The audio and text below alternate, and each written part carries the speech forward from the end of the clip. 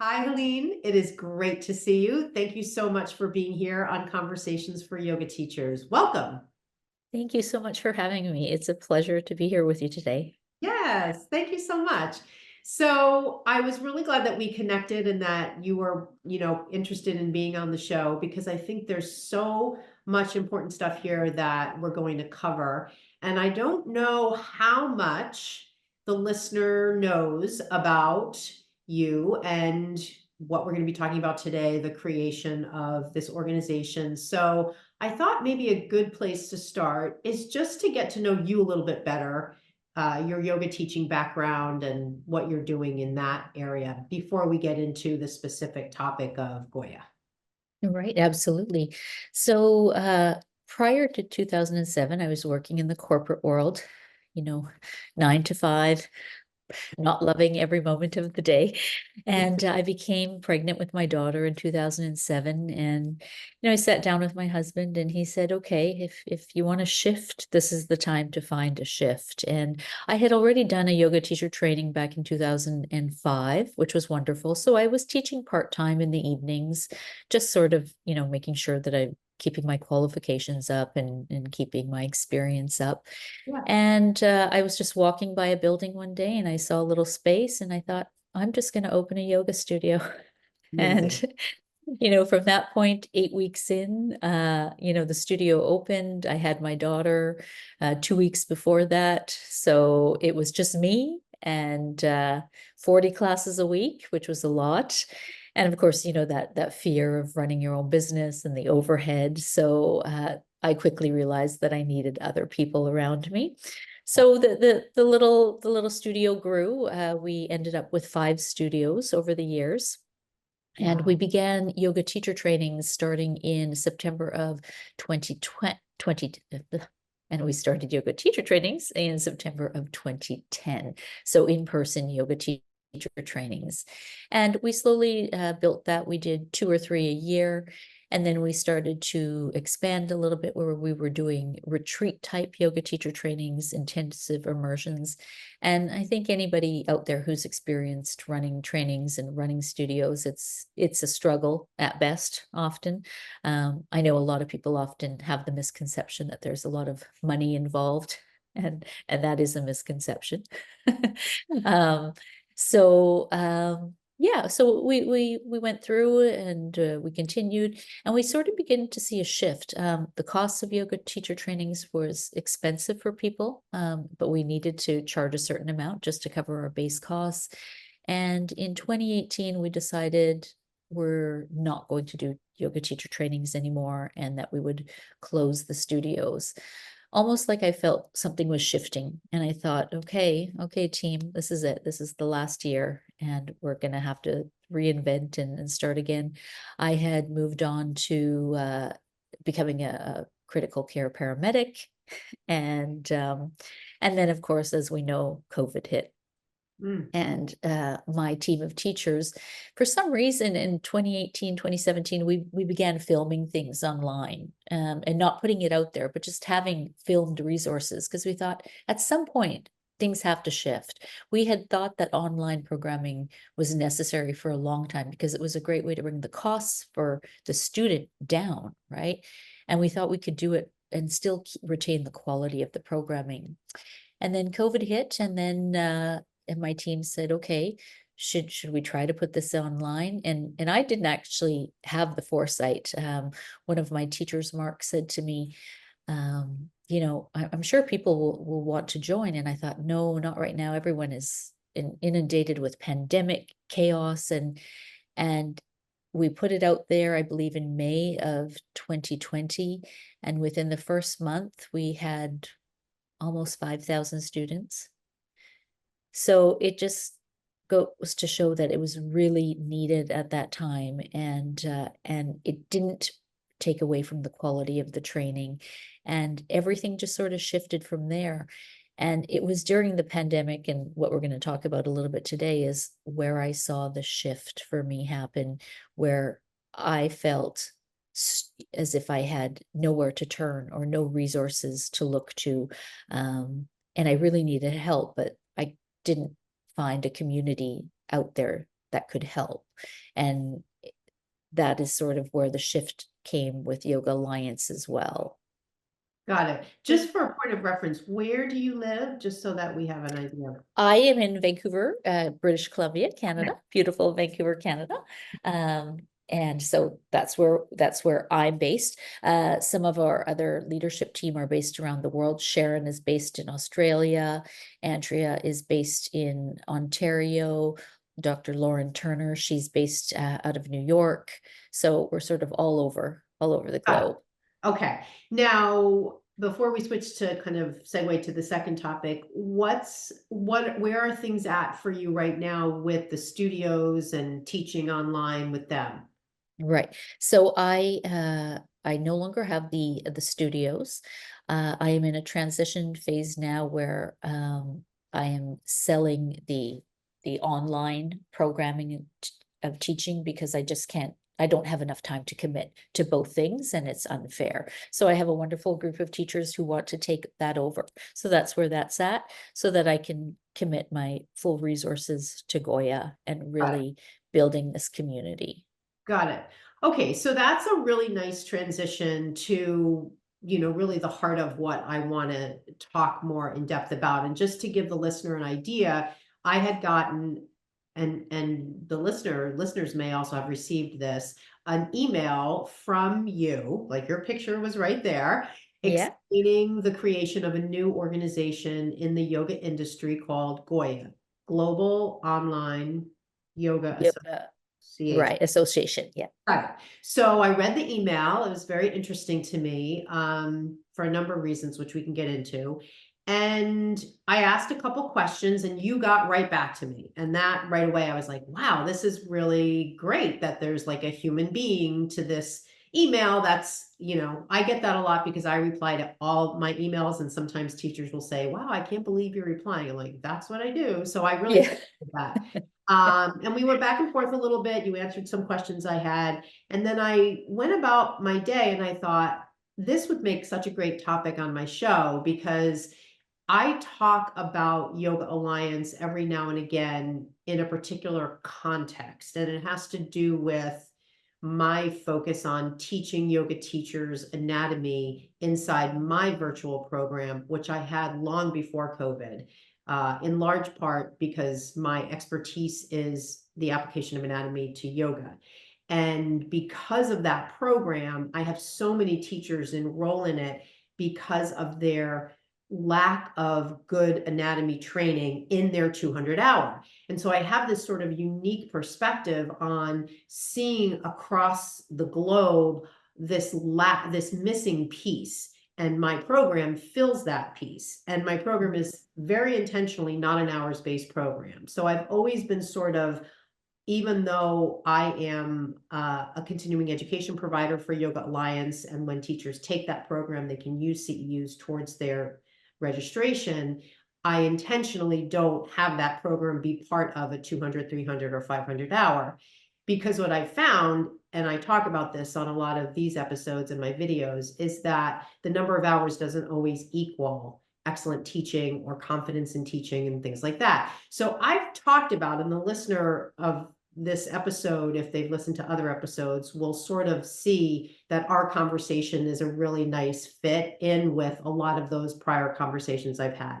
So I want to give you really just a starting point to describe a little bit about what is Goya and what is the motivation in creating this organization. Absolutely. So before I even mention that, I will say anatomy was one of the key things that triggered always for me. We had tried in our yoga teacher trainings over the years to recreate the anatomy so many different ways and times because it's such a challenging thing to teach people. And it was one of those things where, again, is there a standard for this? Not so much, right? As you know. So let me talk a little bit about Goya's and how I came to this vision. So, like I said, it sort of started during the pandemic and my struggles with working with or dealing with Yoga Alliance and the challenges that kept arising. And I thought there is a need for something like this, for an organization that supports their membership actively, dynamically, and that also listens to the members, not just listens, but it has active contribution from the members, whether it's voting on certain things, and doing this at a cost that is affordable and accessible to absolutely everyone.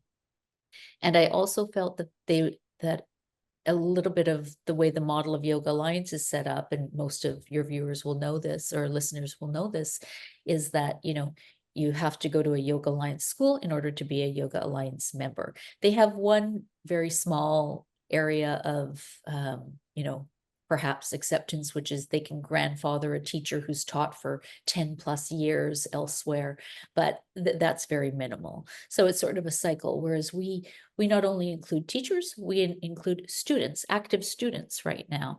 We include wellness practitioners who we believe are part of this holistic model. And the big function of Goya is that it is an educational resource. We have an entire academy built into the back end. In the past 5 months, we've created over 100 educational resource videos for our members. And just to give you some perspective, and I just looked this up as early as yesterday, Yoga Alliance has existed since 1999. We're now in 2024. If my math is right, that's 29 years, 28 years, something like that. They have approximately 600 items, many of which are not videos, many of which are just articles about things, some of them extremely outdated. So I just found that such a contradiction for what you're offering to people. And so the key is that we every week we post new content, new CE programming. So all of these programs that we provide are available for CE credits, which if you're with Goya, it automatically goes into your profile. You don't need to submit anything. If you're with Yoga Alliance, you can submit them, or with whatever organization you're at. But the big focus too is engagement. I became a member with Yoga Alliance, I believe in June of 2008. And I have never once been involved in any sort of community engagement with them, whether it's been challenging to find out how that even works or who's actually engaging. And then at some point, to be honest, I just sort of gave up, right? I just thought this is a lot of effort. I'd paid my dues and I thought, okay, I get my little badge and on my way.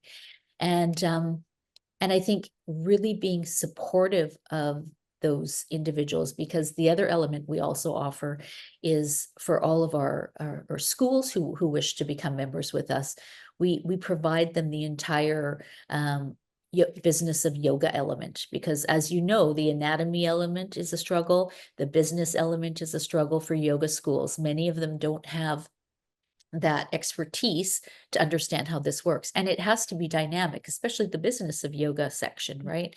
So we offer that full 5-hour programming for them. We re-record it every 6 months, just in any case that things are changing. We're looking to develop things with other people, such as yourself, that, hey, maybe we need to offer an anatomy segment with people, for people, and not at an absurd cost. Membership with us for teachers is $39. For students, it's $19. For wellness practitioners, it's $39 a year. There is no registration fee for members. And for everyone right now, the first year is free, because I believe, they deserve to see what we offer and make a decision based on that. So really, it's not about being a directory. We can be a directory forever and ever and ever, which we will be as well. But I can tell you a handful of times I've ever looked up the Yoga Alliance directory. I don't think potential employers are looking at it. I think it's just there. So I think it's also a place where, while we have baseline standards for programs, we're there to be dynamic and diverse. There's for example, yoga school, there's an entire, I believe, 80 or 90 hours where it's content that school decides to build on their own. Because as we know, there's so many variations of teaching and styles of teaching, and people have so much to bring to it, right? So who are we to decide ultimately what every single hour of the program is? I believe diversity is key.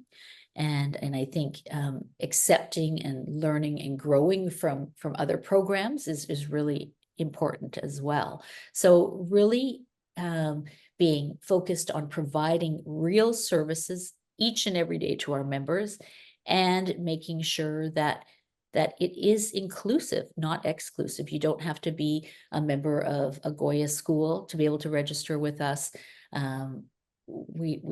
I find that a barrier to entry.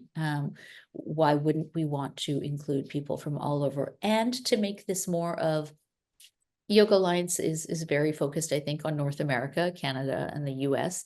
I think Europe has been left aside for a long, long time, in Asia and, Australia.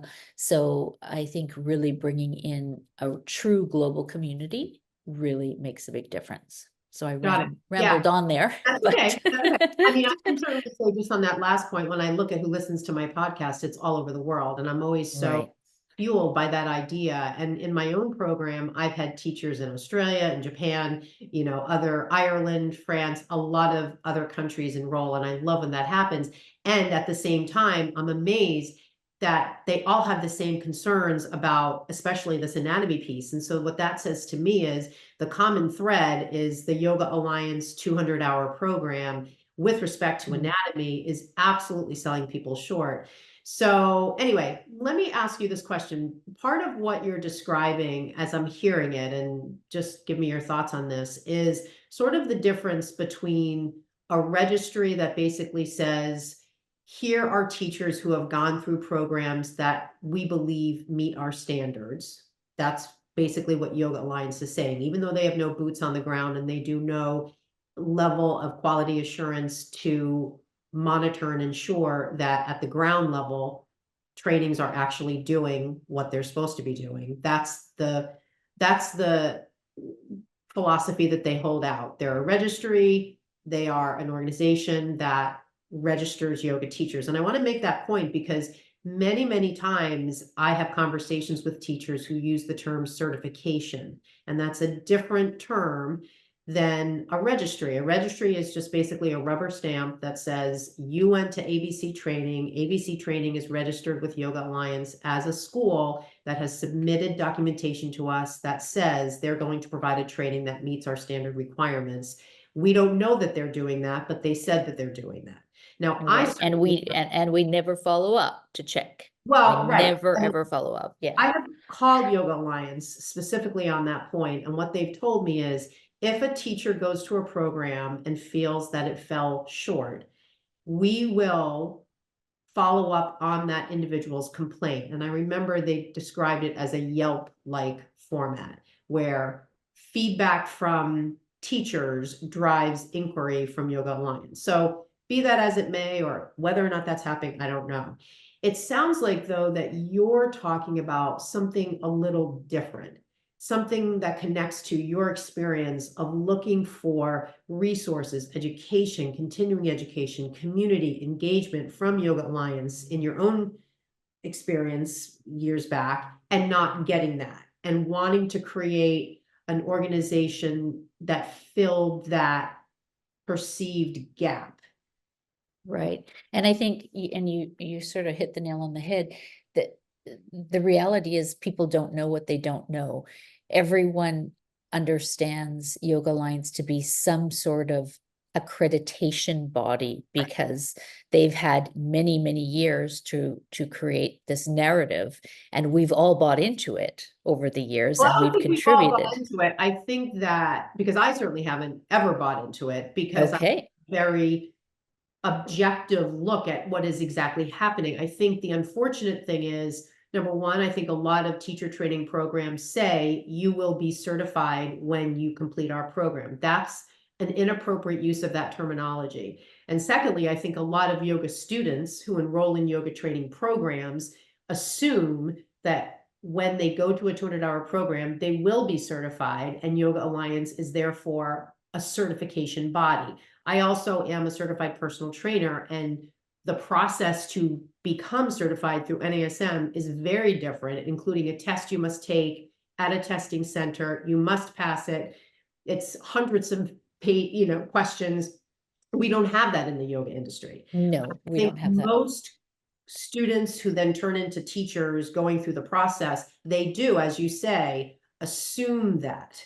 They assume that, oh, this is becoming certified. Oh, this organization is somehow uh, observing, knowing, doing quality assurance, following up with all these training programs to ensure that they are doing what they said. So, you know, be that as it may, that those may be, and it sounds like there are definite gaps in that process. I'm trying to just understand your organization isn't necessarily trying to replace that. It sounds like you're looking to offer something different. Right. We're not looking to replace Yoga Alliance. Yoga Alliance will exist because the narrative has existed for so long, and I can tell from the responses of the emails we've sent out, some people are really and I say this quoting certain emails where people are afraid to leave Yoga Alliance, which is absurd. There is no reason to be afraid to leave Yoga Alliance. So Right. they're joining us as well.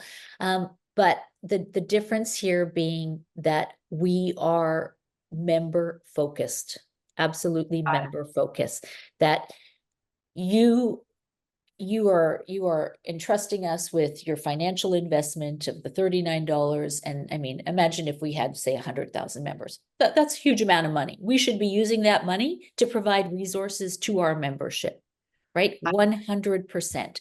And I want to make sure that our organization is accountable to our members to show that we are providing things. For example, I mean, we've only existed for 5.5, 6 months. Every member gets 2 online yoga retreats, 1 wellness retreat. They get access to the Goya Academy. They can advertise their programming on our portal. We've in less than 5 months, we've had over 5,000 people come our way. So there is definitely a need for people wanting it. And the feedback unequivocally has been amazing. People are very happy with what we have to offer. You know, and we're so glad to hear from other people saying, hey, have you guys thought about this? Have you thought about that? Because we haven't thought about everything, right? And we don't need 20 committees to make a decision about whether we're going to add, an anatomy section on something. And I feel like, yes, we have the standards, quote unquote, built out. Those will change over time 100%. And we're looking for our teachers and our schools to help us make those changes, not us sitting in a boardroom unequivocally making changes for an entire community of professionals. And I think that's what has bothered me over the years. And when I've reached out personally to Yoga Alliance about certain things that way, it was always like, I mean, when or if I did get a response, it was always like, well, we're thinking about that. And the classic is online yoga training. And that basically for me was the straw that broke the camel's back. Tell me more about that. I'm missing Right. the. Well, I mean, what happened when the pandemic hit in March of 2020, as you know, Yoga Alliance did not approve any kind of online virtual training ever. In fact, over the Prior years, to.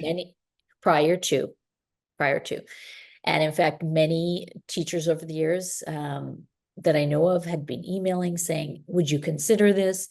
Absolutely not. There's no quality in online yoga training, right? I believe the pandemic hit in North America March 13th, March 14th. By March 21st, Yoga Alliance sent out a notice to all their member schools saying that they have put in a temporary approval for all online programming. Everything can be online. You filled in a form with your name of your school, who you are, and they said, now we're going to verify everything, and la voila. 7 hours after I submitted that form, I received approval from my school that it was now, everything was online and it was completely okay. Nobody called, nobody checked, nobody did anything. And they also said that any schools that were in the progress of registering would immediately become online schools as well. So for 15, 20 plus years, you're saying there's no quality. Okay, so we need to shift. And I'm sure they were well-intentioned, but there is a financial repercussion if they had not shifted. There was no value for Yoga Alliance at that moment. Every member could have walked away because they would not have approved anything that those people were doing, right? Yeah. And so me as a school paying, $1,500, $2,000 a year in fees to Yoga Alliance, what would the value be if they're not approving the programming I have? What they did in March of that year, they also said that they would approve programming until December 31st, 2021, so that any students you had in an online program had to finish by that time in order to be able to qualify for Yoga Alliance membership, and that they were going to think about whether online yoga programming could continue. So this was March of 2020. Months and months and months went by, and they had a Facebook group going, and I had asked a number of times, when are you going to make a decision on online programming? We have students joining who perhaps couldn't finish in that 6-month or 12-month period. And for me, and in my opinion, for me, I felt like I was ultimately being held hostage. Like, I couldn't tell people that we could guarantee anything after December 31st. So moved to September 2021, we finally get an email from Yoga Alliance saying, hey, we're now going to approve it unequivocally, forever and ever, amen, right? And so that was wonderful, great. But then for me, it was like, during that entire time, no assistance, no reaching out saying, hey, who's struggling?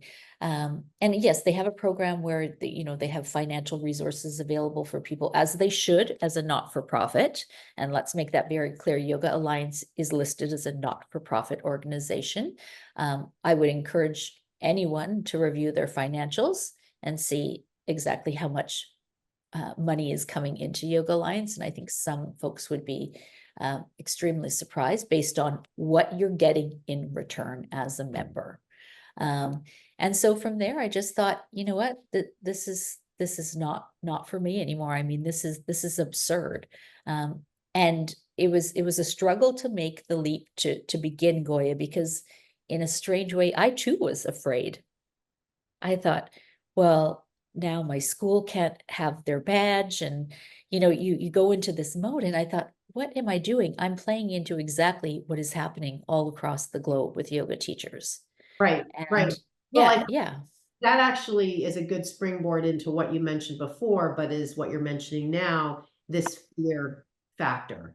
And I want to speak to this, especially again, for the person listening who might have that sort of gut punch feeling of fear when they think about maybe not being registered with Yoga Alliance at all, or even just what we're talking about here. Because I think of maybe a newer teacher who just recently began teaching and just went through a 200-hour teacher training, and they may have a certain perception attached to being a member of Yoga Alliance, and maybe kind of prescribing a certain level of importance to that. And it's not like we're saying it's not important. I think what I like to go back to is, I've been teaching yoga since 2002. I went to my first yoga class in 1999 here in Boston.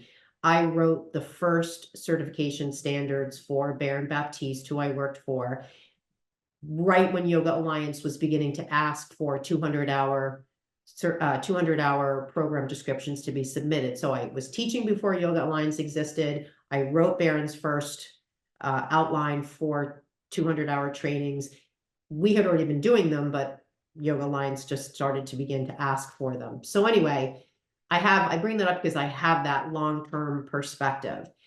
What I like to share with people, and I want to get your thoughts on this, is as a person who teaches yoga, there's nothing that says you can't just teach yoga. You don't need a 200, 300, or 500-hour registration with Yoga Alliance to teach yoga. I could literally walk across the street to the drug rehab center that's right across. I have a 30-day. It used to be a nursing home. They recently transitioned it to be a 30-day drug detox program. I could walk across the street, tell them I'm a yoga teacher, offer them meditation and yoga classes for their members or their residents.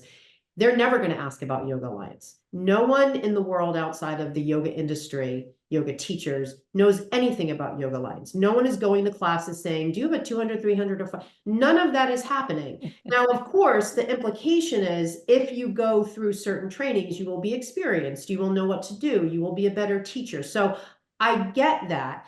I think, though, the fear is oftentimes, and I want to hear what you have to say on both of these points, is connected to this idea that Yoga Alliance is some sort of regulation body. And in my view, the only reason it seems to have that tag connected to it is because so many studios will not hire a teacher unless they have a 200-hour registration status with Yoga Alliance. So the fear, I believe, comes from the idea that you'll be blocked from getting hired. And I would say, in my experience, most yoga studios do ask that. When a teacher applies to work at a studio, they will say, we only accept 200-hour level teachers at a minimum.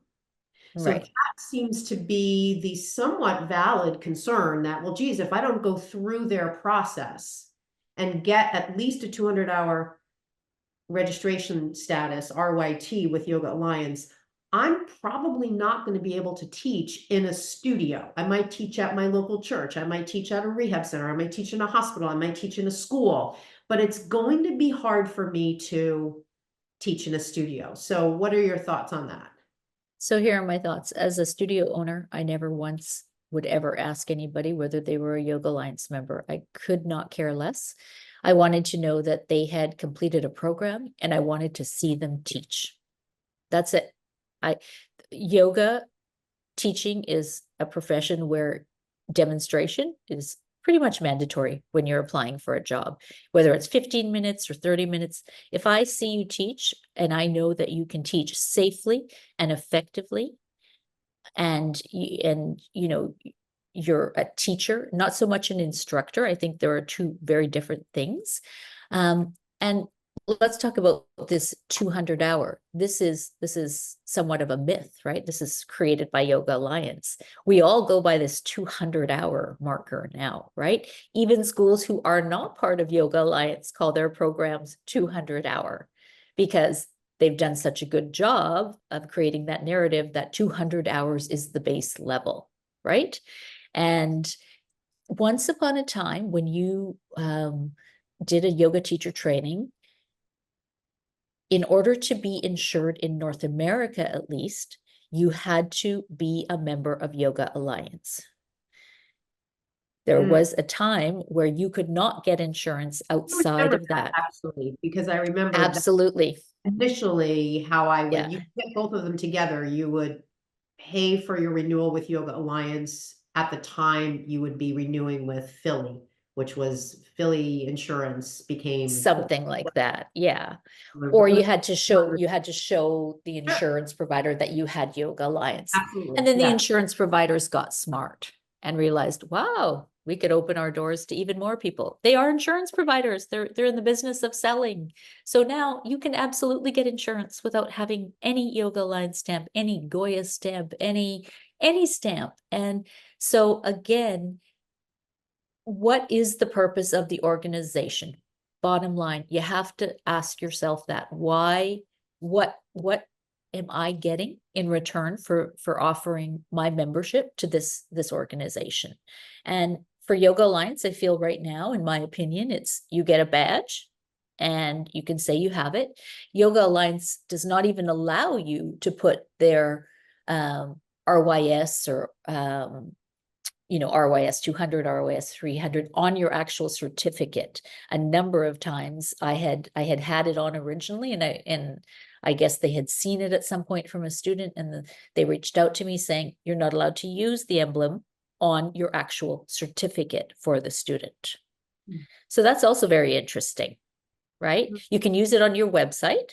You can use it, in your advertising, but you cannot on the actual certificate for the student, right? Got it. So say Bare Bones Yoga had a 200-hour training, it would just be Bare Bones Yoga, 200-hour certified, and then just your signature.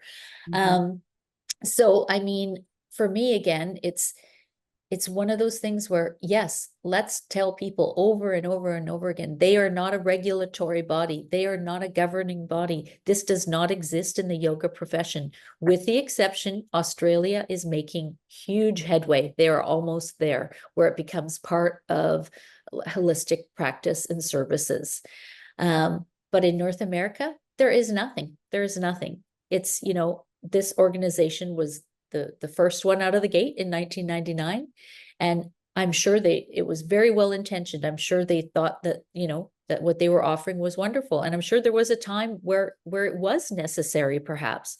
But I think that time has changed. And I think they've had 20 plus years, 25 plus years to make the changes they've needed to.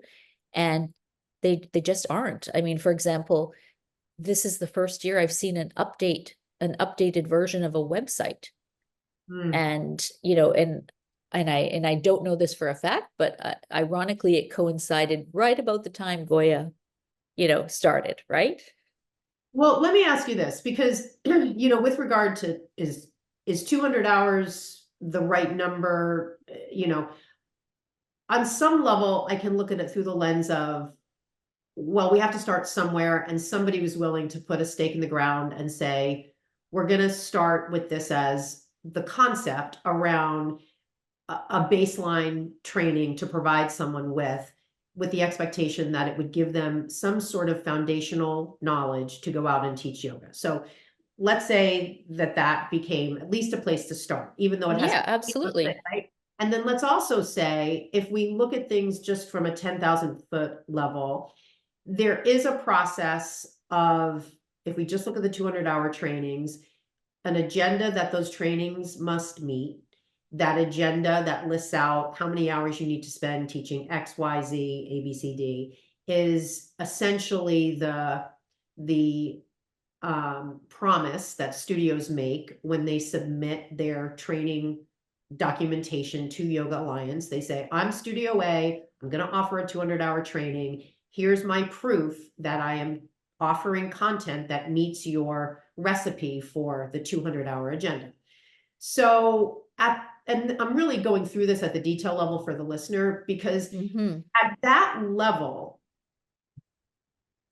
I can buy into that, because somebody is saying, okay, there are standards that we decided to hang our hat on, we being this group of teachers that started this organization, and we're putting a call out if you want to offer a program that meets these standards, albeit we're coming up with them, submit, right? I think, again, where it falls short is then there's no real interaction with the providers of the training.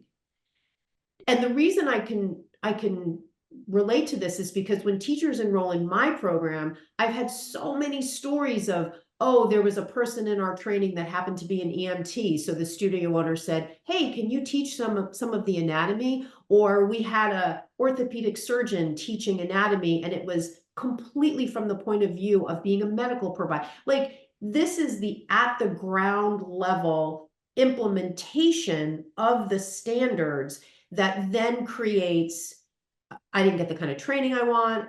Again, with regard to anatomy, I don't understand anatomy.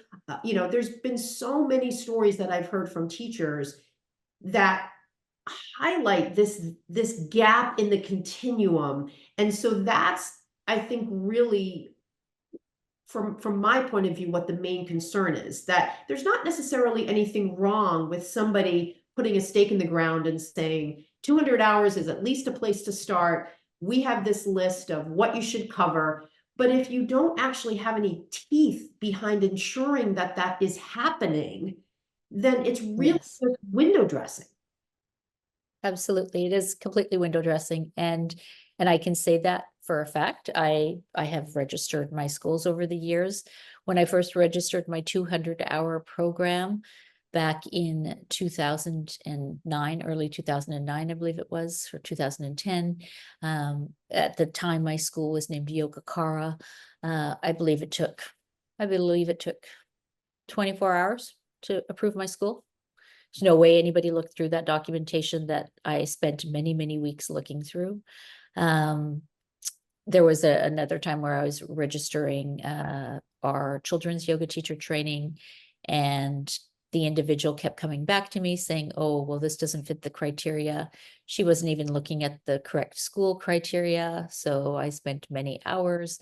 So I don't know what is happening behind the scenes, but as a member, I feel like not a whole lot is happening behind those scenes. And I was frustrated at one point in time where someone had applied for teaching with us and provided a certificate. And I was curious. I looked up the school, and it was an online school going through one of these sort of side Skillshare type program platforms. And they were offering a 200-hour yoga teacher training, certified or accredited, whatever you want to call it, by Yoga Alliance. They were a registered yoga school, 200-hour. And out of curiosity, I enrolled in the program because I was curious, because it said that the total video content was 30 hours. So 230 is less than 200 in my mind. It did say that they offered certain Zoom sessions, for 25 minutes here and there. So I did it. I finished the course in 48 hours. And I contacted Yoga Alliance and I said, hey, you might want to take a peek at the school, because what it does is it affects schools that are actually doing everything that they're supposed to, paying the fees on top of all of that and following the protocol and changing and implementing new dynamic programming. And then somebody shows up and offers 30 hours of just generic content, doesn't even follow any schematic. And what her response to me was, she took a screenshot of the program and it says, well, look right here. It says that they offer some Zoom calls. And I thought, wow. And she's like, well, if you'd like to, you can file a grievance. It's under our grievance process. And I said, why should I file anything? You're the organization, following this. And I kind of left it at that. But that really was just, for me, I just thought, really, you're going to send me a screenshot? And we know, especially once they approved online programming, there was no verification. How would you ever know? Most of the schools that were already schools with Yoga Alliance never had an online program. So fabulous. They had the opportunity now to switch, but no guidance on what that's supposed to look like. It was kind of like, you can have 80 hours of this kind of content or that kind of content. The 200-hour base, I'm totally fine with. But you want to put the 200-hour base in, you want to say that, well, these schools offer quality programming because they're members of our organization. Well, you've never once talked to me since I've ever applied for my 200-hour in 2009. No one's ever come to check what my programming is. I could be selling certificates. Right. It's just, so that is the absurdity for me. And I think, again, the misrepresentation is that people think that something is happening in the background where things are being verified. And what I will say with Goya is what we're doing now at this stage, because we know people have spent thousands of dollars with Yoga Alliance getting their schools going. We're saying, let's see your syllabus, what you've got. We've got these base standards. You can switch things up. We don't have the teeth to be on the ground and check everything we're doing. We're talking about intention and ethics and integrity here.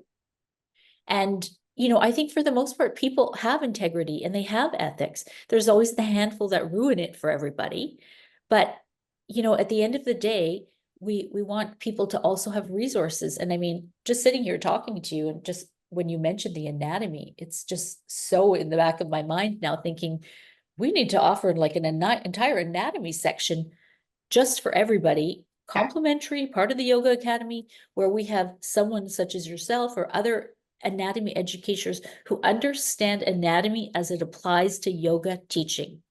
Yeah. And the other thing, honestly, from like a neuroscience standpoint, is anatomy is a subject matter that brings up such concerns on the part of yoga teachers if they feel they're not able to learn it, or they're not science minded, or they're older. Like, I've had all sorts of stories told to me by yoga teachers who feel that they are unable to learn it. So one of the things I've done is created a 10-step process that focuses teachers on exactly what they need to know, so that it takes the large subject of anatomy and puts a perimeter around it and has it learned. The teacher learns it in a step-by-step way. So you're Of not just course. looking at muscles and poses until you learn how muscles work, until you learn key muscles, until you learn key. But unfortunately, all the yoga books out there that are renowned as really amazing yoga books on anatomy, which you have, which I have, which are wonderful books, unfortunately, where they fall short is they start in the middle of the story. So the student opens the book and starts to see images of people in poses with arrows pointing to the muscles, and they don't have the basics built up in their mind. So all Right. that does is continue to reinforce this story of I can't learn it. So I always say to teachers when I talk to them about this, it's not your fault. You just haven't been taught this subject in a way that will help you understand it. So it's not you, it's the way the subject is being presented to you. And Right. there are so many teachers who've fallen asleep in teacher training, who have gone through hours and hours on the weekends. They're just completely overloaded. When we look at that from a neuroscience standpoint, you will hit the wall. You don't have the capacity to learn anymore in an 8-hour session where you're just seeing slides of muscles and this person is just droning on and on. That just doesn't work. And I think that many of these 200-hour trainings, that's how the anatomy portion is being offered. And that's why the outcome is not on the teacher's point of view where they want it to be. So Right. I think a lot of what we're talking about here really, I think it helps bring up a lot of the concerns that are out there. And I'm a little, at the same time, I'm a little worried for the listener who might be listening to this and thinking, oh my goodness, what does this mean for me as a yoga teacher? Does this mean that I've taken a program that really doesn't have any teeth behind it? And, maybe this teacher is listening thinking, if I really have to think about it, I don't really feel all that prepared. I mean, that's the other thing that I hear so many times. I took my 200-hour program. I graduated a year ago and I haven't started teaching because I don't Yeah, know where because to start.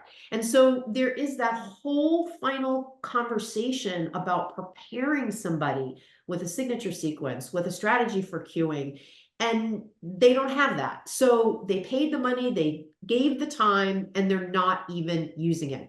So let's kind of have that part of the conversation around, now that we've maybe pulled back the curtain to a certain extent on some of what is really happening and the real life stories, what does that mean now for teachers? How does Goya fit into it? Let's speak about that a little bit so we can sort of recongeal this into a plan of action for people. absolutely. So when we're building out our Goya Academy, we're very strategic on it. From the beginning, the beginner teacher, so that they have resources. Okay, where do I start? How do I take the first steps to just getting out there? Then understanding more things about sequencing, because so again, so many people come out of teacher training and so many have different things that they just didn't quite get during that teacher training. Sequencing, a huge thing.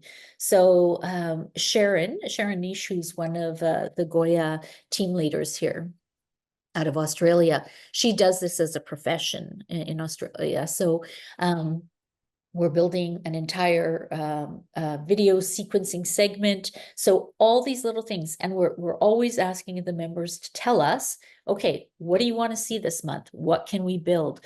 You know, and then you've got the basics, the business basics, right? Like, how do I get started? Do I need a resume? How does this work? And these things are ever evolving in our profession. It's not like it was when we started way back when. It was different. You could walk into a studio and they'd say, okay, show me what you got, kind of thing. It's not like that. So many platforms are online. Online teaching is dramatically different. We have an entire program that we're building right now on how to deliver online programming, right? So people don't know the basics of, what microphone do I use? They need everything from the absolute basics to, the very professional type setup that some people are equipped for and are able to do financially and otherwise, and other people, they just want to start small, like in their living room. And how do I get out there? Or I'm afraid to go out there. And, you know, a lot of, again, it's not the fault necessarily of these programs. These programs who are told, this is what I need to teach, and this is what I'm able to offer. And you know, anatomy is the classic one, right? Like it never fails. There's just, to be honest, there's a lot of crap anatomy out there, and that's just how it is, and I'm just going to say it. And people don't know how to apply anatomy, so that's a big one. So building something on those aspects.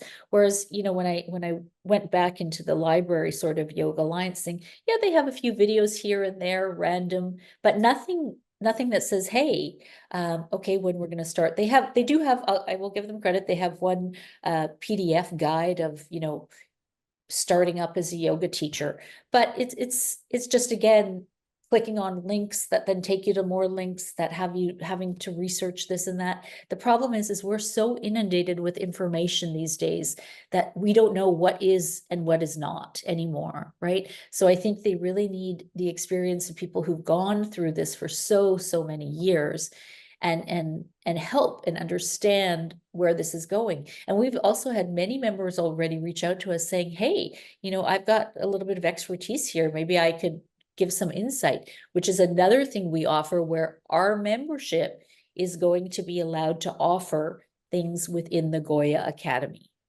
right? Which is going to be great. So say Karen's a member of Bare Bones Yoga and she wants to offer like a 20-minute quick, you know, synopsis of, you know, why anatomy is important. Why wouldn't we allow that? Yet Yoga Alliance does not offer anything of that nature. They are very particular about what they allow members to offer, which is literally nothing to other members. You can't even advertise your own programs to other members, which is absurd in my mind, because why wouldn't a member who teaches anatomy be allowed to share that with all the other members who could benefit from your program, right? It doesn't make any sense. So I mean, that's really important to like be able to have the members not just watching the videos that we create or whatever. Why not help create them? Why not help be part of them? I mean, granted, we have to have a little bit of a vetting process to make sure that people are qualified for what they're doing. But I mean, I think we learn from one another, right? Don't we grow and build and evolve? You know, I always say, surround yourself with smarter people, right? Because that's how we learn, right? Yeah. Don't let the ego in. And that's really important, that members can offer things. And for me, the one big thing that we allow for, again, is members to advertise their programmings. They're allowed to be part of the Goya Academy once we open that up. The other big thing is members, you know, the classic Yoga Alliance, we offer member discounts. Great. Yeah, it reminds me of, over the years, I've had a lot of studio owners in the Boston area because they know me. They hire me to teach the anatomy for their 200-hour training. But that all happens because they know me face to face, and, you know, they're happy to hand that piece over to me because they know that they're not confident in their understanding of anatomy. So they like to hand it to somebody who loves to teach it. But that's just happening through personal relationships. That's not happening through any kind of me being on the Yoga Alliance website as a continuing education provider and saying, you know, to the membership and this is not to say, you know, I'm complaining about that. It's an example of how that sort of engagement has been happening for me because of exactly what we're talking about. Studio owners who are happy. I mean, when you're running a studio and you're also on faculty to do the teacher training, you're happy to say to me, for the next 15 hours over X number of Saturdays, I'm going to go get a cup of coffee while you have all my trainees and you're teaching them anatomy, like, or I'm doing paperwork for my studio, like that I can take that on for them is, you know, they see that as a wonderful thing along with providing the content. So yeah, and the value you bring. yeah. So let me go back to this idea of let's say I'm listening, and let's kind of start from the point of view of even someone who's listening who hasn't yet enrolled in a teacher training, but they've been practicing for some period of time and they want to do this, and they're listening to this episode and they're like, I had heard from so-and-so at my yoga studio that I have to go through the Yoga Alliance process and find a 200-hour training online or in person to take. So what we're essentially saying here is you have a choice. You have a choice as to whether or not you want to become a registered yoga teacher with Yoga Alliance. If you want that affiliation, you can have that. As a person who wants to become a yoga teacher, there's nothing to say that you need that registration, but you do need training. So let's just think about it from the point of view of, if I was going to be an auto mechanic, of course, I would work as an apprentice for an auto mechanic person. If I was going to be a chef, of course, I would go to chef school, XYZ examples. So here we're basically saying, let's just think about it logically. To be a yoga teacher, somebody needs to train you. Back in the day, you found that person who would train you, presumably from the studio where you attended classes, and you liked so-and-so studio, you liked so-and-so teacher, you saw a flyer on the wall that you could fly to Mexico with this person for 2 weeks, and that's how you got trained. That was pre-Facebook, pre-Instagram, pre-everything else, right? That we live with now every day, and we think this is normal, right? Back in those days, that's how we were trained. We devoted ourselves to a teacher and a practice in a location, and that was what triggered us to say, I want to do this. And then the logical next step was, well, can you train me? So the person needs training. And I guess what I'm saying is, we're basically saying, go get training. Don't be so much tied up in this narrative that registering with Yoga Alliance is a suggestion of a certain level of quality. You have to do the due diligence as a person to check out the training you want to attend, to see who else went there, to see what they're doing, to have a relationship. Like, so many people go to trainings, they don't even know the person running the training. They've never attended that person's classes. They've never gone to a class. How would you spend $3,000 with somebody to get a 200-hour level of training and not even know that person? Right. And so absolutely, you're right. The first thing people will do, I presume still this happens to this day, is they go to Google and they say Yoga Alliance, yoga teacher training, because everyone throws in the word Yoga Alliance into their SEO because they know that's what people are searching, because again, they've heard the narrative somewhere along the way, right? So you're absolutely right. Look at the people's website, look at what they have to offer. Look at the pricing. If you're paying, $2,500 for an online yoga teacher training, I would say you should close that website immediately. That is absurd. There's no completely virtual training that, 80% of it is going to be pre-recorded anyway. 20% of it isn't. Why? It's not necessary unless they have something that's like extremely added value. I get it. The average cost of a live in-person training across North America, especially in a studio, is averaging around $3,500. That's really expensive for people. So I see how people are shifting to the hybrid model or the completely online model. But it's your responsibility as an adult, as a learner, as a student, to vet the program. On my school website, I said, please contact us. Ask us anything. There are no dumb questions. And people do. And when you respond, and I always say to people, ultimately follow your instinct, because our instinct is never wrong. I feel we just tend not to follow it. So I've had many conversations with people at the beginning. They write an email and it's a little bit aggressive sometimes, how some people will write an email and say, oh, what is your program about? Ooh. And then we get to talking, and then, 2 days later, they're in the program. And it's wonderful. But I feel like it's our responsibility to understand what we're purchasing. Please do understand that. You might not know that teacher in advance because it's not like it was once upon a time when we went to yoga studios and followed teachers. but there are videos of those teachers online. I guarantee you, look at their reviews, look that their reviews are reviews that are public and that are real. That's really important. It's so easy to fabricate things these days, unfortunately. You know, the yoga industry is not, you know, exclusive from that either. And yes, you're going to call what I call, you know, the superstar yogis. People always look for the superstar yogis out there, and they're wonderful and they're great. But I feel they also have a responsibility in this industry to, because they have such influence and followership, that, you know, set the record straight. Don't just fall into line with, you know, the yoga alliances of the world. Ask questions, make the difference. So, you know, if your calling is to be a yoga teacher, or you just want to take it for your personal development, you know, scope it out, look around a little bit, take some time. These programs are going to be there all the time. There are so many programs to choose from. I understand that, and it can be overwhelming. And all of them are going to say, yes, Yoga Alliance this, or not Yoga Alliance this, or why we're not. But get a vibe for the program, see what they're actually offering, look at the content of the program, you know, look at the teachers who are offering them. Again, there isn't anyone that doesn't have visibility online somewhere, so you'll be able to find them.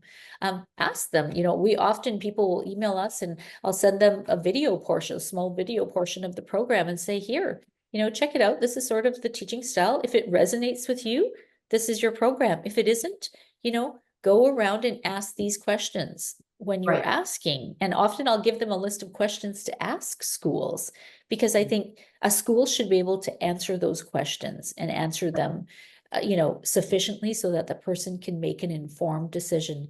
Because in all the years that we've had yoga school, I think maybe once or twice did I ever get an email from a student that says, oh, this isn't quite what I thought, right?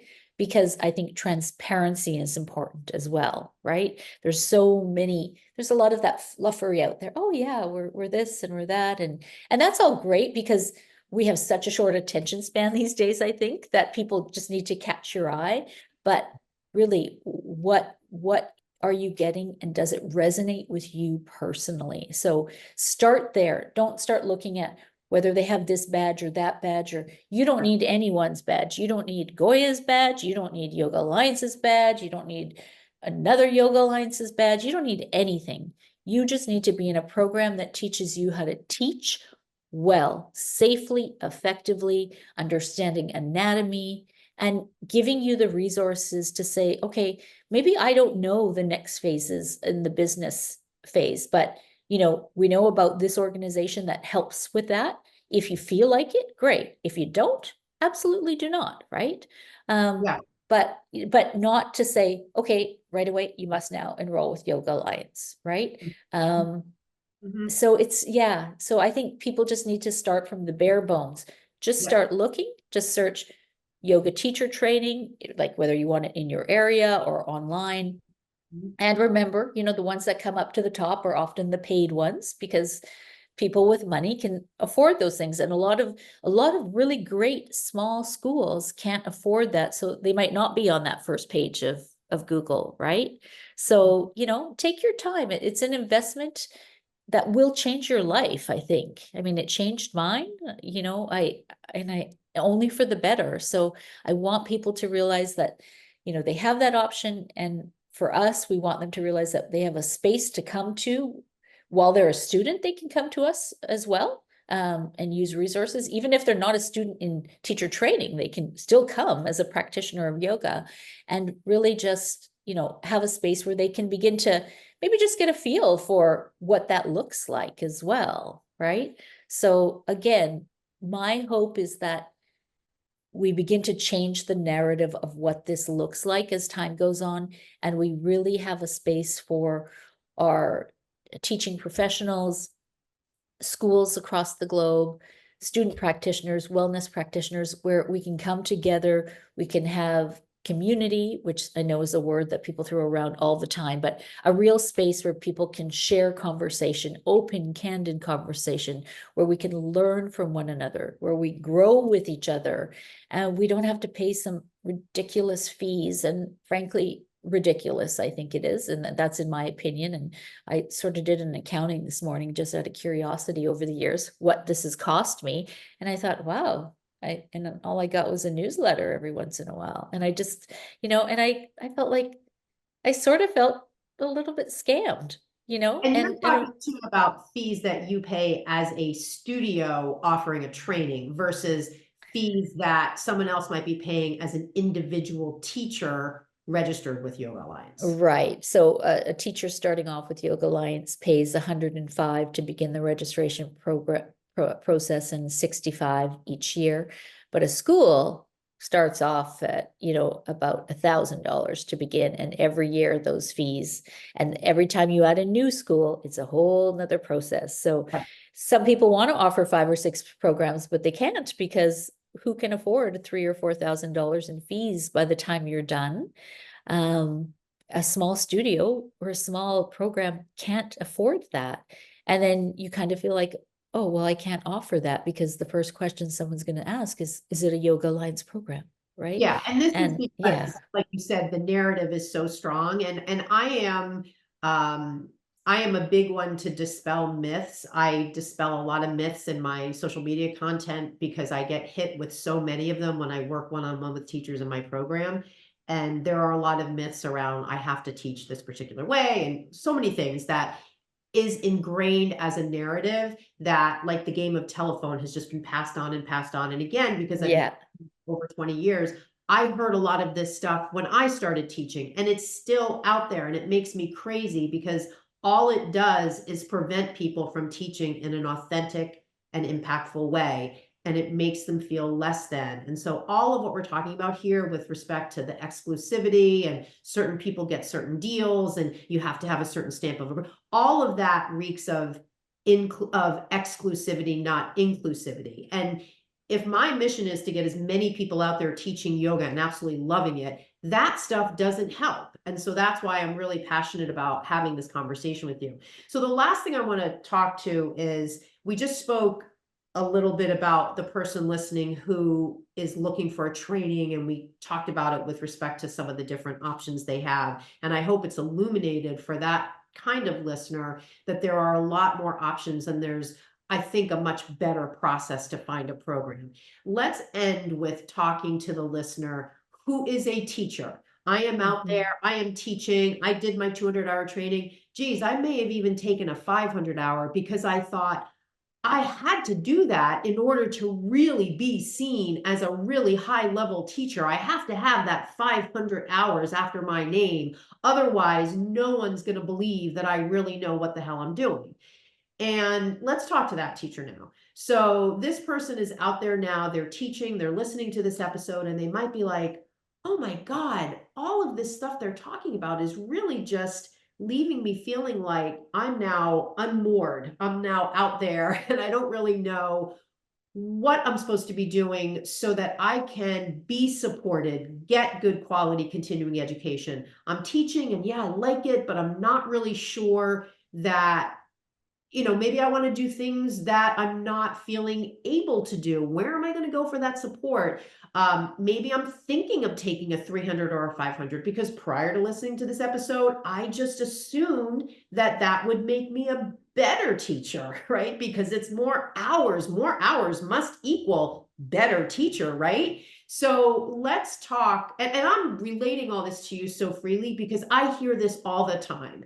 I hear it all the time from all the people who enroll in my program. They come with this content and come with this feedback. And so I've been doing this long enough that I can sort of see the arc of it and the stories that have come from teachers all over the world. It's not just in the United States where I live.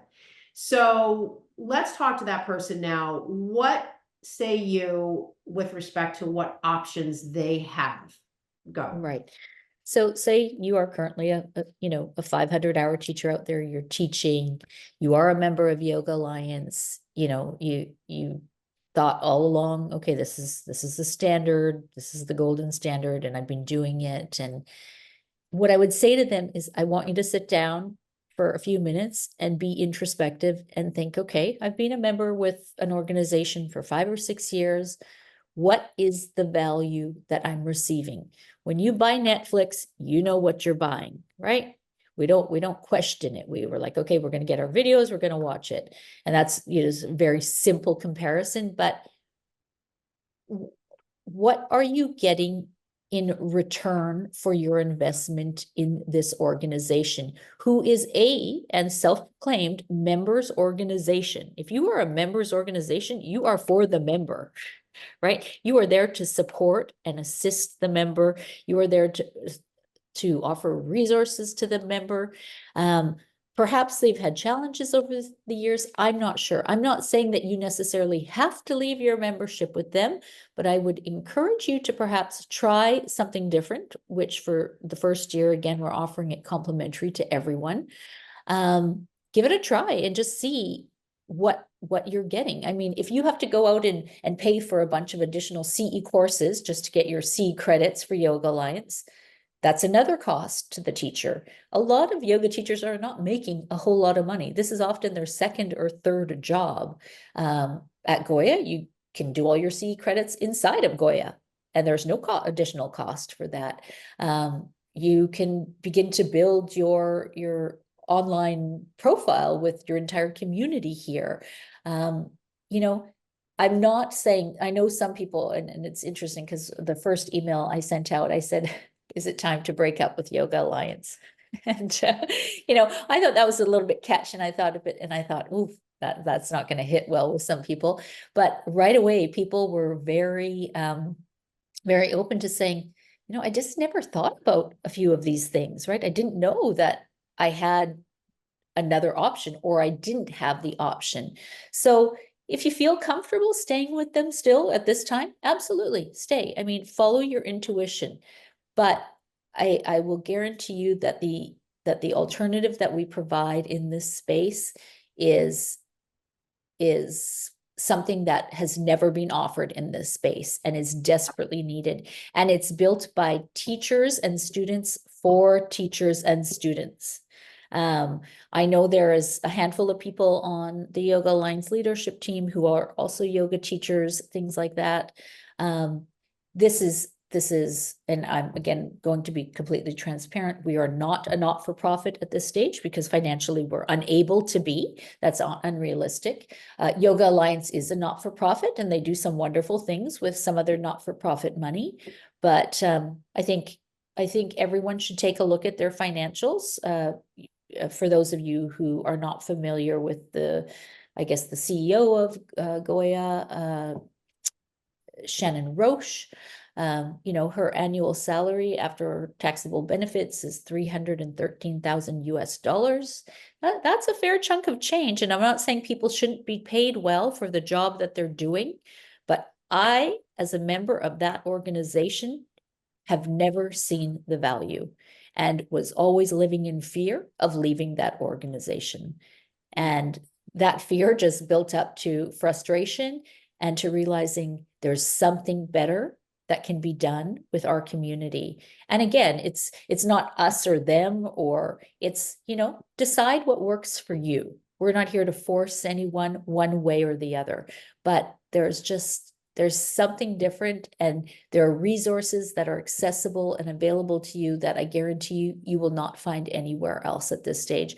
And if that sort of, you know, pushes Yoga Alliance to do better, that's great too, because Yeah, I think I think people everyone don't can do often better. know. Yeah, and I think oftentimes people don't know they have options. Like even before Goya existed, most yoga teachers probably didn't realize I don't even need to be part of this organization. I don't even need to do this. If my focus is just simply to get quality training, I can just do my own research and do based on my own research. Now, granted, if I don't feel like I have the expertise to recognize quality training, maybe it's helpful to associate with someone who has some sort of stamp of approval from an organization. But again, I think it's more about giving people options and putting the focus on. I'm not saying that within Yoga Alliance, the 200, 300, and 500 hour trainers aren't quality trainers, just like you said. Right. A lot of these programs are amazing. It's just that I feel like the unfortunate thing is for instance, when I take my 200-hour, if I'm just in my head thinking, well, I must have 500 hours in order to really be a quality teacher, I'm not then going and looking for a training to make me a better teacher. I'm just looking for a training to fill that hours requirement. And so That's right. spending money and time getting maybe quality training, but does it really help me be a better teacher? Or is it just doing that thing that I think I have to do so that I can be perceived as someone of quality? And that, Right. I think, is what we need to decouple. We need to decouple Right. that and put the individual person in the driver's seat with regard to what am I doing that fulfills the needs that I have so that I get the results that I want. Not I'm doing these things on this checklist that this organization has held out as the required checklist for me as a yoga teacher. That's my biggest concern, because I want to Right. be clear, I am not hating on individual schools and trainer. I mean, No, there are, but the individual person is oftentimes just checking the box. And every individual teacher is going to have different things they need. And just like the consumer, when I go to the grocery store, you may buy red cabbage, I may buy zucchini based on what we need. Why can't I, as a yoga teacher, go out there and look and make a decision based on what I need, rather than, oh, I have to do 300 hours because I did 200 and the narrative is telling me 500 makes me a better teacher, even though I might not even, looking at this training agenda, I might not even need any of this stuff. I might feel pretty good. absolutely. And So again, I think that the point we have to hit home, and it's the base point, is that the organization that has existed for time and time again now, they do not do any boots on the ground work. There is no checking after I fill in a form and submit the information that they want to see from me, right? Because that's what's happening. They list their criteria, and most schools then just create their criteria to be built around that. And then when they go into the studio 3 weeks from now, there's nobody to verify that that's actually happening. And in fact, most of them switch it up, I guarantee you, because some of the criteria is not that great, right? right. And these Like, are the stories that I hear when people tell me, oh, the physical therapist who was in my teacher training as a trainee, the studio owner deferred to that person to teach the anatomy because she realized on day one, oh, I have a physical therapist in this training program. Why don't I just have her cover? So again, I don't want this conversation to necessarily be perceived as a bashing of Yoga Alliance. I wanted to be no, absolutely not. this is an intelligent conversation that we need to be having, so the consumer of yoga student and the teacher out there can be educated about what are the options, and what is the reality of being a registered yoga teacher, that it is different from being certified, that there are no boots on the ground. Like, that is, I think, a story that no one is really talking about. And there's this assumption that something must be happening like that. Otherwise, how can this be the only organization out there? Right. Absolutely. And So, yeah, absolutely. And again, I will say, I am 100% sure that, and you've known about yoga lines before they even, you were teaching before yeah, they existed. So they had, I'm sure they were always well intentioned, yeah, and things were, but I think as time went on, it's just become stagnant. And yeah. it just sort of became, unless something really pushed them, like the pandemic, did they make the changes that their membership really were asking for a long time. And when it takes a global pandemic to do that, that's questionable. And Yeah. that's, and again, there is no vetting. Let's just make it clear. Nobody is checking anything after stage one. And I can say that in complete honesty, because I am one of those people that should be vetted as time goes on. Called them myself one time and got into a conversation with someone on their 800 number who literally said to me, we do not have boots on the ground. I didn't come up with that verbiage. That was, Okay. and I get it, they're an organization that exists in a physical location, and there aren't. I mean, you would have to have an entire decentralized program or people in different states. There'd be a whole other structure that would need, or at least some kind of interface, phone wise or whatever, to ensure quality at the level of these hundreds and hundreds and hundreds of trainings, to be able to stand behind the registry as providing Absolutely. quality. And yeah, and I think too, I mean, everyone can do basic math. I mean, when you think of their membership base, approximately 7,000 schools, approximately 50,000 plus members, and their financials are public, take a look at those numbers. And I say, what is being put back to Right. the membership? What is being developed for the membership? If we can do it with starting at zero, right? And literally investing personal resources, because I believe so passionately about this, that I just want a change. I just want a change for our community. And I want teachers and students to feel like they belong somewhere, because our profession is not a profession that is part of any sort of regulation or authoritative body. So we have to help guide one another. And often we just leave so many of us stranded that we don't know what to do. And then people get disgruntled and they stop bringing the power of yoga to their communities. That's exactly at the heart of the matter at the end of the day. And this is what I always say. My whole mission is to get more people out there teaching, Yes. because yoga is such an important modality for overall health and wellness. And so all of what we're talking about here is about the barriers to doing that, not increasing accessibility to do that. And from a personal mission standpoint, that is what fuels me more than anything else. So even though, this necessarily wasn't on my hot list of issues, Yeah.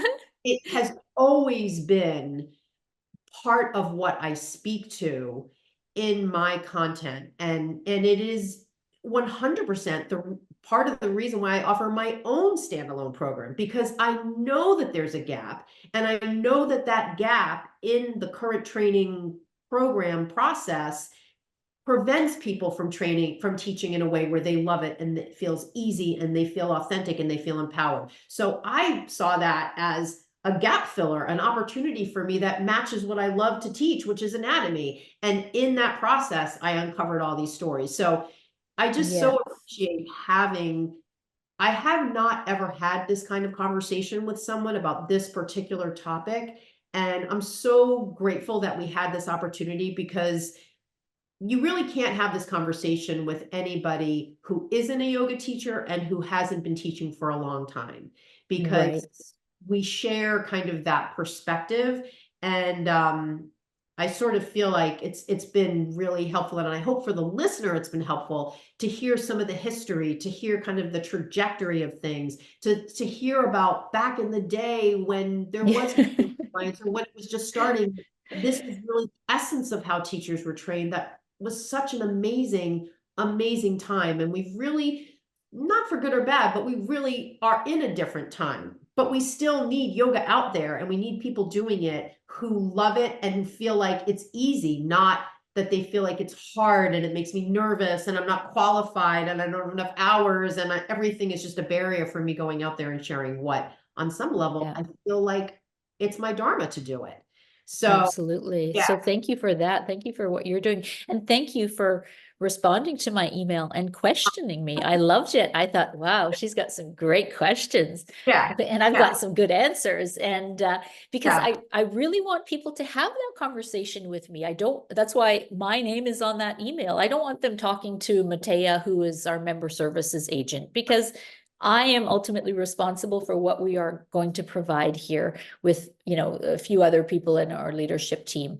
And it's important to me that I have the answers to the questions. And, for the people listening on your podcast, please, if you feel so inclined, visit us, join us. You can use the coupon code CHANGE and join us for free for the first year. Tell them where they go to do that. They'll go to globalonlineyogassociation.org. And if you probably put that in the notes there because it's a long one. And yeah, join us. You'll find it. And when you register, you can register as a student, a teacher, whatever your vibe is and whatever you're practicing at this particular point in time, and just give it a whirl and see. I mean, cancellation is always available, just like on Netflix, I say. You can just press cancel, but please give it a try and just see, what we have to offer. Even if you watch 1 or 2 videos or a course or a workshop, and it's just something that inspires you. If we've done something to bring a little more assistance and clarity to our profession and to our teachers and to our students and our entire community, I think we're doing good work. I mean, it's baby steps. We're doing it one at a time. We don't know what a year from now will look like because we're getting so much input. And we've, like I said, in the short time, we've had so many members come through. Our tech team is struggling to keep the site, as fast as we need it to be. So we know that people are looking for change. They're looking for something different. And again, the other organization, Yoga Alliance, has had its place and had its time. And, I'm sure they'll continue to exist, but there are choices and people need to make the right choice for themselves. Yeah. Well, thank you so much for your time. Thank you. I'm watching the clock here. We've been going for 90 minutes. Yeah. Time. I feel like though it was, as I said earlier, a kind of an organic conversation. And I really think that it will give the listener a really good idea of what their options are. So I feel like we checked the box there, and I'm really glad Amazing. I think that really does a service to really who's ever listening that's associated with yoga as a student or primarily, of course, as a teacher. So thank you. So okay, thank you, Karen. This is going to go up on Monday. Today is okay. Tuesday, so it'll go up Monday, and I'll send you the link. So just stay on. We're going to just take a break here, and thank you so much. Thank you, Karen.